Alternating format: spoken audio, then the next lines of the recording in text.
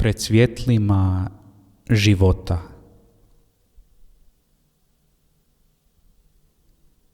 Na listovima javora, gdje taktovi noći što rominja pokušavaju stvoriti dan, tamo gdje se u kristalno toplom topotima jeke prožetom jutru naziru prvi ptići sreće, oblačim se i kažem hvala Bogu što sam živ.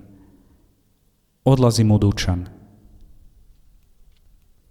Vidim kako u odajama gladi susreću se stranci i poznanici i dijele smaragdne trenutke zajedništva, dok pored njih prolaze srca puna planina kojima u kamenim očima sjaje nade poput biserija, dok obgrljeni velikim očekivanjima stupaju na tepihe odraslosti, smiju se glasovi u njima.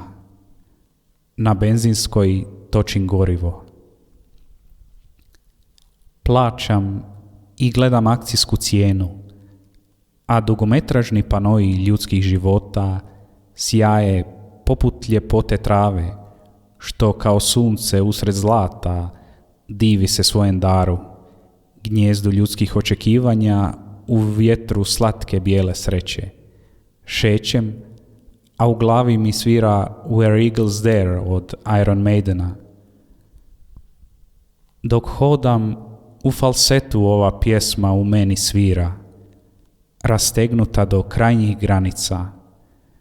U zanosu poludjelog pjevača na granama čestitosti, u nezaračenim vrtovima, u blistovom drvu oprosta, s druge strane glatkih majica, oblačim volju smiraja, zovem prijatelja. Predvečer je. Tada vidim modro nebo u rukama proplanka iz djetinjstva, dok majka obilazi svoje ptiće. Majka ne može ne dati sve svome potomku, pa i da mu pokaže letjeti da jednom ode. Majka ne može ne dati sve svome potomku.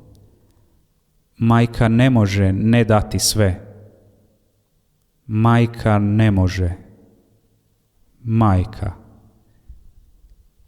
Dok hodam, ova pjesma u meni svira, ne u baritonu ni tenoru, nego na zapetoj žici na kojoj su sjedile ptice, podignute do nedodirljivih granica čuvstva. Kako je prekrasan ovaj beskrajan dan.